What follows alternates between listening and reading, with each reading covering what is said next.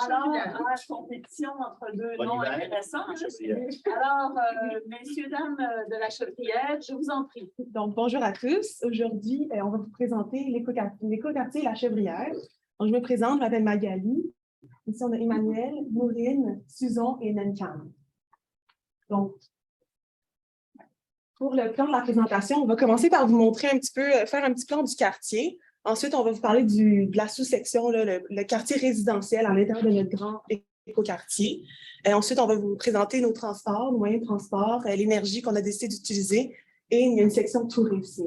Donc, pour la suite, mais avant de commencer, là, on va vous demander d'avoir un esprit ouvert parce qu'on va vous présenter une solution qui sort un petit peu de l'ordinaire. Donc, gardez un esprit ouvert. OK. Donc, peut-être on peut changer de place. Hein? Donc, quand on a commencé à penser à la solution finale qu'on allait choisir, il y a certains éléments qui sortaient plus, certains concepts ou aspects qu'on voulait plus mettre de l'avant. Ce qu'on propose, c'est une sorte d'éco-quartier, genre de transition, où est-ce qu'on a surtout des architectures un peu existantes déjà, qu'on a décidé de réadapter, et un peu de modernité ajoutée, mais pas trop formelle. Et ce qu'on voulait valoriser surtout, c'était le transport actif et collectif, puis vraiment limiter l'utilisation des voitures personnelles.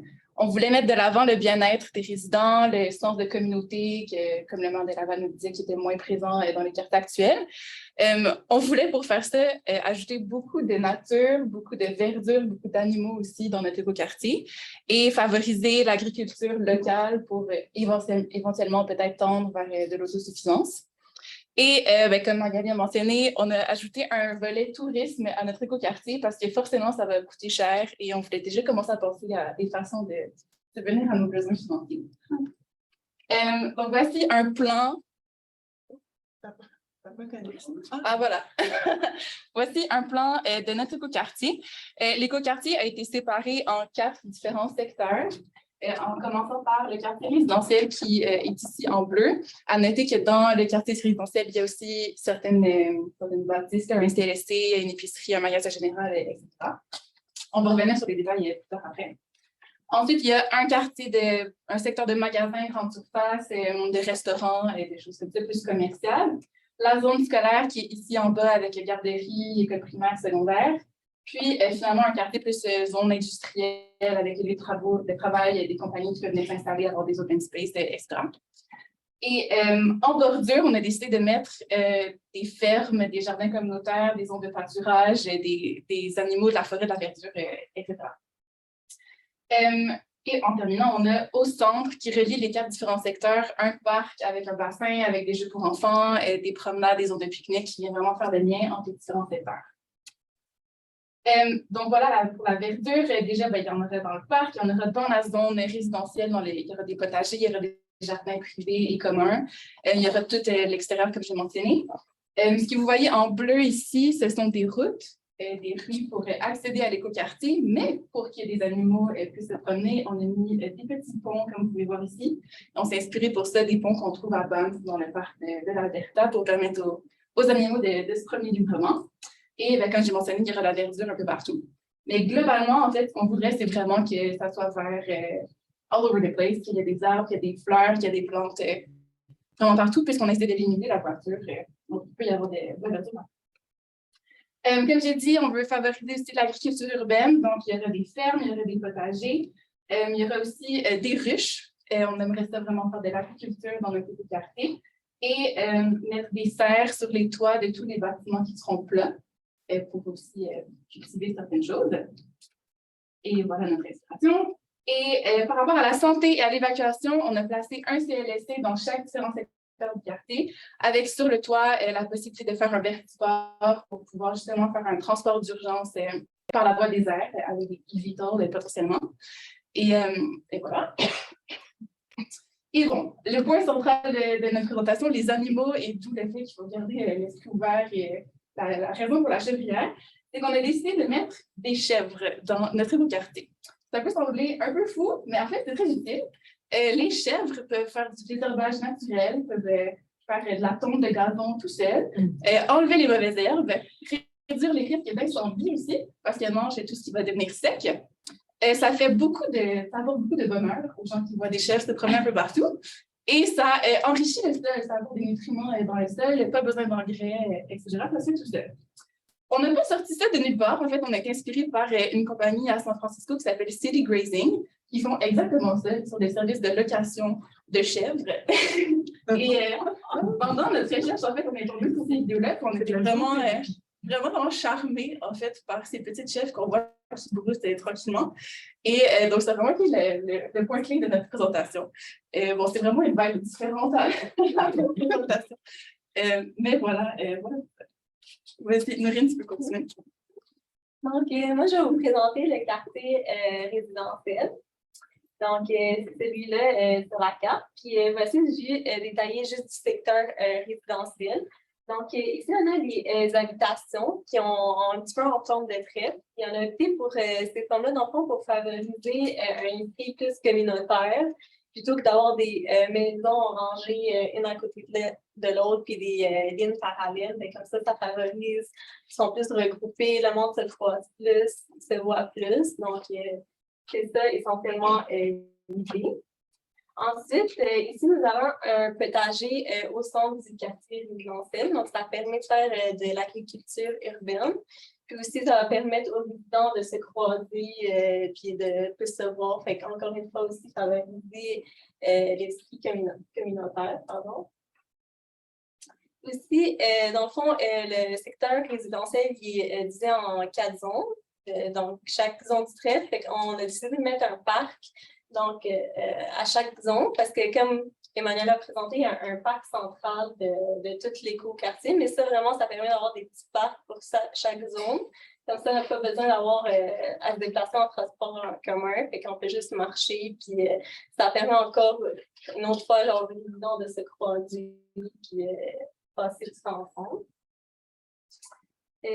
Ensuite, on a des établissements intermédiaires. Donc, ça, au lieu de se déplacer encore une fois en transport en commun, ça permet de dépanner. Donc, c'est vraiment à une distance de marche, c'est facile. Donc, on a ici des épiceries, tout ce qui est magasin pour la nourriture. On a aussi des magasins généraux, quincailleries, juste au cas pour dépanner au lieu de se déplacer. Donc, c'est juste à une distance de marche vraiment accessible. On a aussi ici une zone de transition entre le tramway ici qu'on voit, qui circule dans tout l'écoquartier, puis aussi on a le métro qui permet de sortir de la ville. Puis aussi, on a aussi un CLSC, pardon, il y a une pharmacie sur laquelle il y a un vertiport sur le toit. Ça permet de favoriser les transports en e-vitol en cas d'urgence. Aussi, on a un stationnement séparé parce qu'on voulait réduire les déplacements en auto.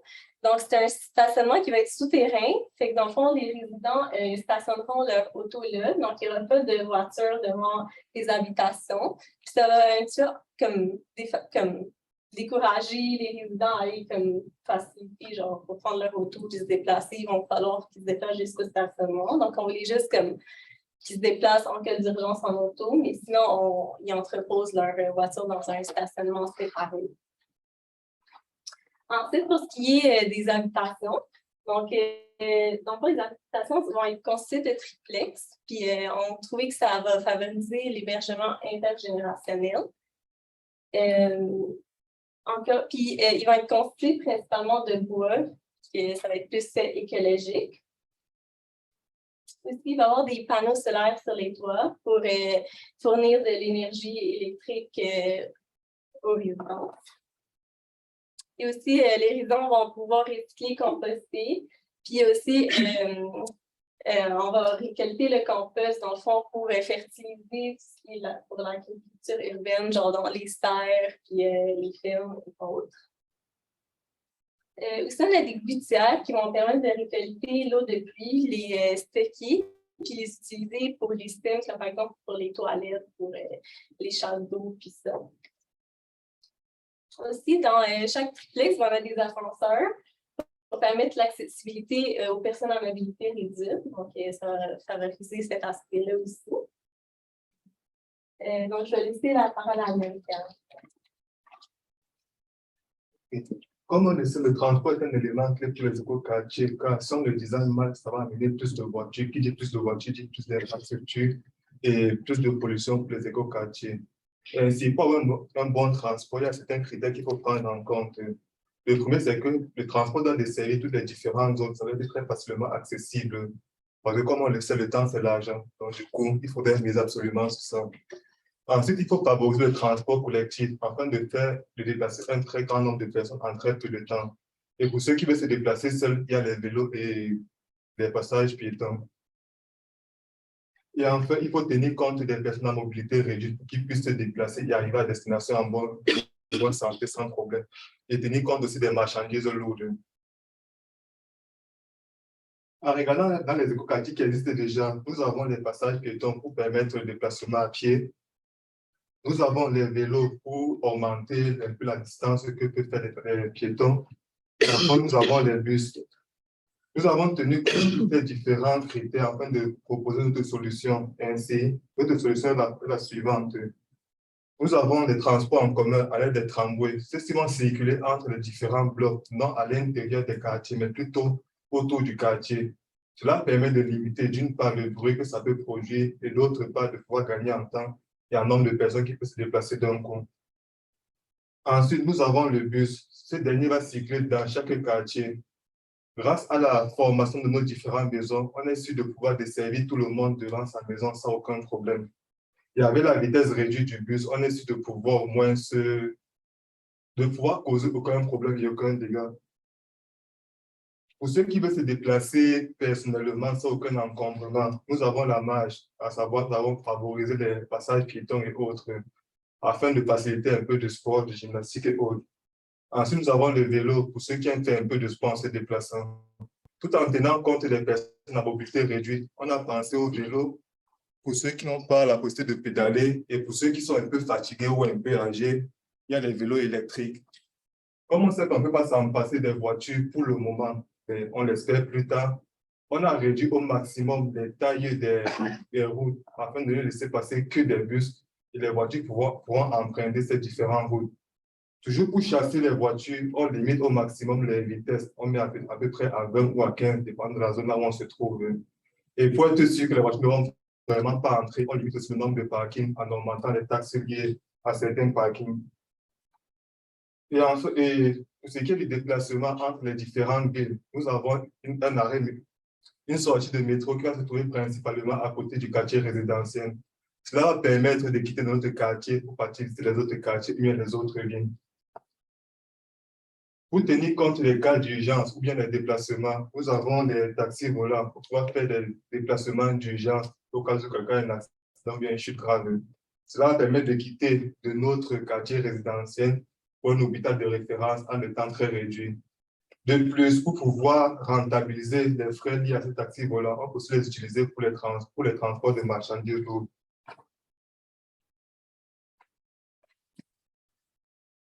Le défi énergétique est un des challenges de ce projet. Et à défaut d'aller vers une autonomie complète énergétique, on utilise initialement la source d'Hydro-Québec à laquelle on va associer des énergies que nous allons nous-mêmes produire en interne, qui sont des énergies renouvelables et écologiques. Nous avons identifié essentiellement 3 sources, le solaire, le biogaz et la géothermie. Alors, pour clarifier en fait le choix que nous faisons, c'est que nous voulons fédérer en fait la force et les faiblesses en fait des 3 sources écologiques qui vont nous aider en fait à produire en fait de l'électricité pour venir en appui à ce que propose Hydro-Québec. En fait, c'est essentiellement pour ça que nous avons choisi ces 3 sources. Donc, en ce qui concerne le biogaz et la géothermie, nous pouvons directement avoir des sous-sols de chaque des différentes zones. En fait, nous avons la possibilité en fait de les utiliser pour réchauffer les maisons. Nous avons la possibilité de les utiliser pour faire converger tout ça vers des chauffages qui vont essayer simplement de tourner des unités de production électrique pour desservir la zone. Et enfin, pour la distribution énergétique, nous avons opté pour une solution où il n'y aura pas de pylône ni de câble pour fournir l'électricité. Donc, cela se passera par des zones radio pour desservir toute la zone. Donc, c'est ce que nous avons essayé simplement de clarifier à ce niveau. Donc au niveau le solaire va permettre au niveau de chaque maison d'avoir certes une petite production, mais en complément à celui d'Hydro-Québec. Maintenant, s'il y a des maisons, des résidences qui arrivent en fait à s'autosuffire et à avoir du surplus, nous proposons une solution automatique pour cette fois-ci fournir le surplus à d'autres qui seront dans le besoin. Et pour la distribution, je viens déjà d'en parler. Donc, pour le prochain volet, c'est le volet tourisme. Donc, quand on a réfléchi à notre solution, en fait, dans notre écoquartier, on a vraiment voulu inclure ce volet-là dans la réflexion initiale. Puis là, juste pour vous mettre un peu en contexte, nous, on a décidé de faire comme si on a fait un peu dans notre monde, cet écoquartier-là existe déjà, puis il fonctionne déjà présentement. Donc, pour commencer, l'architecture est un peu inhabituelle. En fait, on essaie d'être habituel à Londres, dans le quartier de Notting Hill, mais on cherchait un peu à se diriger vers ce genre d'architecture qui ressemble un peu plus à quelque chose de traditionnel auquel les gens peuvent s'identifier peut-être plus facilement pour créer un peu plus l'esprit de communauté dans l'écoquartier. Aussi, on veut vraiment que l'écoquartier soit accessible, comme on l'a dit plus tôt, vraiment aux personnes à mobilité réduite, parce qu'on pense que c'est très, très, très important de rendre ça toujours dans toutes les nouvelles réflexions de maintenant, là, de toujours penser à ces personnes-là. Donc, pour le tourisme, comme on a pu le dire, on a un peu d'animaux dans notre écoquartier. Donc, on pense que ça pourrait aussi amener quelques familles ou quelques voyageurs. L'attraction liée aux chèvres qui broutent un peu partout. Donc, le concept du city grazing, c'est qu'il y a quelques chèvres qu'on peut déplacer avec un enclos portatif. Donc, on peut déplacer les chèvres, mettre un enclos temporaire, les laisser brouter, laisser faire leur travail sur la terre, puis elles peuvent se déplacer un peu au fil des semaines ou au fil des jours. Donc, on pense que ça peut être intéressant aussi pour le tourisme. Puis, on a une variété, on va avoir des jardins intéressants avec une variété de plantes sur lesquelles les abeilles vont pouvoir polliniser ces plantes-là. Et puis aussi, grâce au parc, qu'on a un beau parc au centre du quartier, on pense que ça pourrait aussi être intéressant pour les touristes. OK, donc ça, c'est là qu'il faut ouvrir les œillères, peut-être, oui. Donc, dans notre écoquartier, on a présentement un hydromel de renommée mondiale. On a gagné plusieurs prix, OK, qui est fabriqué à partir des abeilles, en fait, du miel fourni par nos abeilles. Et la spécialité du quartier, c'est l'hydromel à la lavande. Donc, déjà là, c'est une genre d'opportunité pour attirer les touristes et attirer même une communauté là, de buveurs d'hydromel qu'on pense vraiment importante. Et la compétition internationale d'hydromel de 2024 sera dans notre écoquartier. Donc, c'est une belle occasion de faire venir des personnes puis de leur montrer notre quartier. Moi, je vois. On a un autre concept. On a un autre concept. Je ne sais pas si vous connaissez les cabanes à sucre. Peut-être que vous n'êtes pas familier. Mais on a le concept de la cabane à miel. Un nouveau concept. Donc, durant le temps des récoltes du miel, donc c'est quand même assez long, il y a une panoplie de plats qui peuvent être faits avec du miel qui vont être concoctés là, dans notre quartier. Et ça va donner l'occasion aux gens de venir visiter le quartier et de vivre cette belle expérience qu'est la cabane à miel. Avec les chèvres. Avec les chèvres. On a cherché un peu à inclure les chèvres. Le festival du miel. C'est ça. C'est ça. C'est créer le festival du miel, ça pourrait être une bonne idée aussi. Pour ce qui est des avantages du quartier en général, ben, on a l'accessibilité, là, comme on a pu le dire, la proximité des services par rapport, on a des services proches des quartiers résidentiels. On a aussi la création d'emplois. Donc, comme je l'ai dit, oui, le tourisme, j'ai oublié de le dire, mais le fait d'avoir cette industrie-là du tourisme plus importante, bien, ça nous permet, en fait, comme Emmanuel l'a déjà dit, d'apporter de l'argent un peu, puis d'apporter des emplois à ce quartier-là, puis de créer un revenu là, qui pourra nous aider à l'entretenir, ce beau quartier. Donc, on a des produits locaux, c'est un des avantages de notre quartier. On a la création d'emplois. Pour la sécurité, la santé, on trouve important, mais vu qu'on a plusieurs zones d'atterrissage et de décollage de eVTOL, on pense que ça va être vraiment plus facile de d'évacuer des personnes qui ont des malaises ou des problèmes de santé de façon rapide et efficace.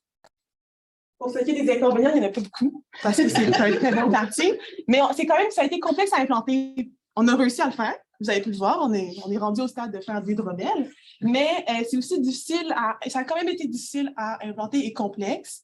Et aussi, le fait qu'on n'ait pas utilisé des gratte-ciels, on a décidé de vraiment garder un quartier un peu plus traditionnel, mais ça fait qu'on est un peu plus étendu. Donc, ça peut être un inconvénient, là, ça dépend de la façon que vous voulez le voir. Et pour ce qui est des pistes cyclables, l'hiver, ben, on a besoin de les déneiger. Donc, ça reste un petit inconvénient. Oui, on trouvait que les chauffer, c'était comme une perte d'énergie, puis on n'a pas vu peut-être qu'il y aurait une meilleure étude à faire, puis peut-être que ça pourrait être une bonne idée, mais nous, on a déterminé que ça l'était pas. Pour ce qui est des enjeux, bon, les énergies, c'est quand même différentes énergies à implanter. C'est quand même un enjeu important. L'eau, on n'est pas encore certain. Ça ne va pas très bien en ce moment dans le quartier pour la circulation de l'eau et la récupération de l'eau des pluies et des neiges. Donc, on a un petit problème par rapport à ça. Puis le métro, on a plusieurs ça a été difficile. C'est difficile de créer le pont, pas le pont, mais le tunnel. Donc, c'est un enjeu aussi à mentionner. En ce qui concerne l'aspect créatif, toute la créativité de notre projet réside dans les 3 axes que nous avons au tableau, là, sur l'écran, l'identification des besoins. Donc, au niveau du bien-être des habitants, l'adaptation des personnes et la limitation des voitures, en fait, il fallait vraiment de la créativité. Les sources d'inspiration, on s'est inspiré d'un certain nombre d'expériences vécues dans d'autres pays, dans d'autres religions. Et en ce qui concerne le côté des taxis volants, c'est des expériences que nous avons reçues d'une présentation. Et au niveau de la connectivité, oui, il y a beaucoup de solutions actuelles, des solutions futures que nous avons essayé de matcher pour pouvoir ressortir la solution que nous avons présentée. Voilà. Oui, en fait, c'est vraiment la fin de notre présentation. Peut-être juste un court résumé. Nous, on a vu les 2 derniers jours un peu plus comme un exercice de créativité, comme vous avez pu le voir avec tout ce qu'on a présenté aujourd'hui. Et par rapport à la démarche qu'on a suivie, on a fait un peu les personnages, mais les personnages, c'était nous. Juste, une fois qu'on a vu les vidéos des chèvres, on était vendus et on s'est concentré sur ça principalement. Mais on a essayé quand même de penser à des personnes plus âgées, à des personnes à mobilité réduite, etc. Et évidemment, c'est tout... on n'a pas les chiffres, on n'a pas les faits, c'est des idées, c'est des suggestions et on espère vraiment voir des chèvres à Laval dans quelques années.